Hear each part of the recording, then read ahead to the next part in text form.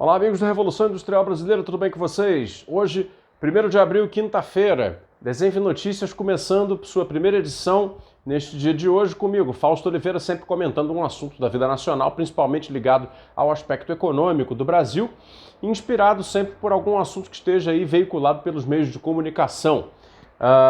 Parece até coisa de 1º de abril, parece até o dia da mentira, que estejamos discutindo nessa data um projeto de lei tramitando aí na Câmara dos Deputados, patrocinado pelo presidente da Câmara dos Deputados, o Arthur Lira, a respeito da possibilidade de fazer compras privadas de lotes de vacina no mercado internacional, vacina para a Covid, a fim de que empresas possam oferecer aos seus funcionários e aos familiares dos seus funcionários, e não mais do que isso, a vacinação para a Covid-19.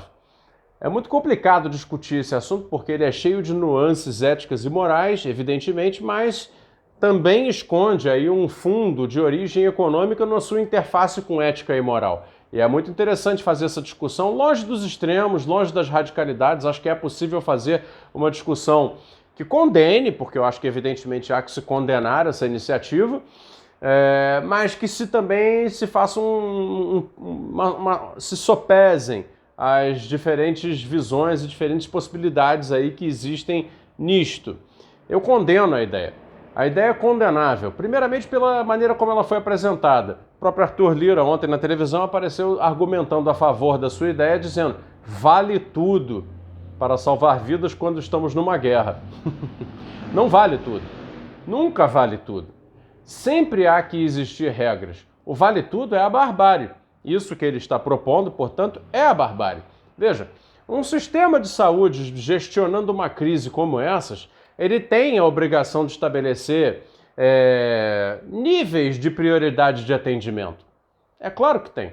Assim como, por exemplo, um hospital público aberto permanentemente tem a necessidade de estabelecer prioridades de acordo com as necessidades daqueles que têm o direito igual a atendimento. Porém, um atropelado que chega todo estrupiado num hospital público, ou uma pessoa que levou 6 tiros, como lá no Rio de Janeiro costuma acontecer, terá prioridade em relação a uma pessoa que, não sei, apresenta uma queimadura leve ou tem algum problema de estomacal.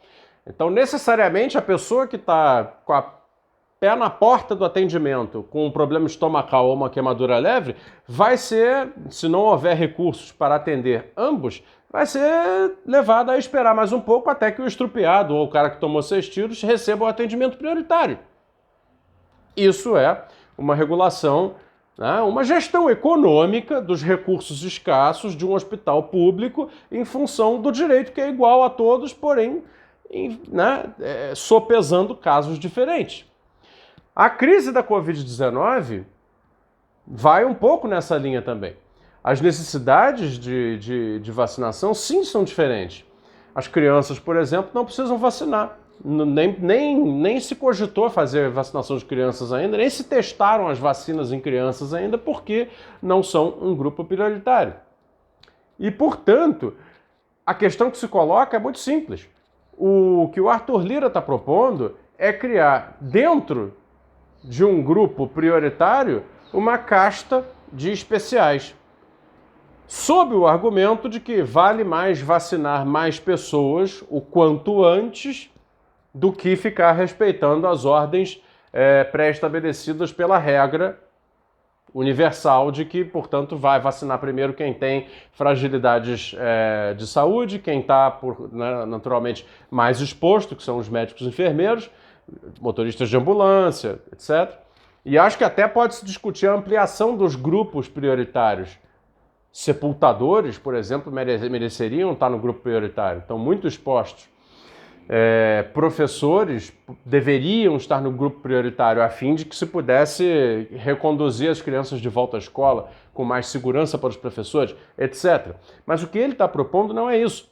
O que ele está propondo é, eu tenho uma empresa, nessa empresa trabalham 500 pessoas. Ora, todas essas 500 pessoas passam a ter acesso igualitário a uma vacina se o camarada que é dono da empresa comprar 1.000 doses de vacina para aplicar a primeira e segunda dose em todos aqueles 500 cidadãos. Veja, ali você quebrou todo o critério de idade, todo o critério de exposição extrema, média ou fraca ao vírus, você quebrou tudo isso. Você, na verdade, está criando uma casta de especiais e se, por acaso, houver gente que tem, vamos dizer, 67 anos dentro dessa empresa e passou um pouco na frente de uma pessoa que tem 70 e ainda não foi vacinada na sua cidade, isso é um problema de um certo nível. Mas se a empresa, como costuma acontecer nas empresas brasileiras, tem uma base de funcionários que, né, por gestão de recursos humanos visando a redução de custos, costuma ter uma faixa etária média menor, né? Se todos esses recebem a vacina antes, por exemplo, de outros que estão expostos e têm mais idade, começa a criar uma furação de fila oficializada pela lei. É realmente um cenário de vale tudo. Você poderia argumentar que, bom, a vacinação dessas pessoas tem um benefício. Afinal de contas, o sujeito, uma vez vacinado, para de ser vetor para a contaminação dos demais. Não é mentira. Por isso que eu quero fazer uma discussão que esteja longe dos extremos. Essa visão não é uma versão mentirosa, é uma visão verdadeira. Mas acontece o seguinte, o recurso é escasso. Nesse momento, no mundo, não tem vacina para todos. Então, isso retorna a necessidade de, primeiro, proteger aqueles que sim são mais vulneráveis. Mais vulneráveis a quê? Ao agravamento da doença no caso de contágio. Esse é o critério. O que se precisa com a vacinação universal, né, progressivamente, a partir de um critério de regulação pública, é impedir o avanço do número de mortes, prioritariamente. Em segundo lugar, evitar o avanço do contágio.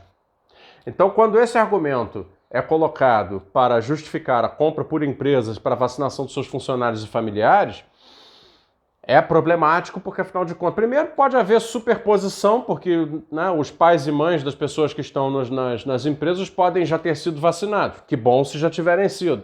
Segundo, a vacinação de contingentes de empresas, ainda que contribua para evitar contágio, pode não dar a mesma contribuição para evitar a disseminação do número de mortes. Se, uma vez que o recurso total é escasso, não há vacina para todos ainda, nem no mercado mundial, caso isso seja colocado em prática, pode significar que pessoas mais vulneráveis ao agravamento da Covid fiquem sem vacina em função de outros que estão menos vulneráveis ao agravamento da Covid estejam vacinados antes deles. Então é por isso que o ato falho do Arthur Lira é muito revelador. Ele disse logo, vale tudo. De fato, é um vale tudo. Essa lei que estão querendo passar é uma lei de vale tudo. E eu acho que, diante do cenário já muito conturbado, onde a solidariedade social está absolutamente esgarçada, o Brasil está vivendo já uma espécie de pré-guerra de todos contra todos, por recursos sempre mais escassos, que a economia brasileira não consegue, né, não quer deixar que se multipliquem, ele quer tornar cada vez mais escassos os recursos, né? Então é um projeto como esse, ao mesmo tempo ele reflete muito bem o momento em que nós estamos, ele traduz muito bem o momento em que nós estamos, só que ele contribui para piorar. Não vai ser com mais vale tudo que nós vamos trazer de volta um ambiente de mais paz social, se você quiser, né? De melhor atendimento, né, universal dos brasileiros nas suas necessidades. Então é muito complicado, né, oficializar uma prática de furar fila. Tá? E eu quero, de novo, eu compreendo.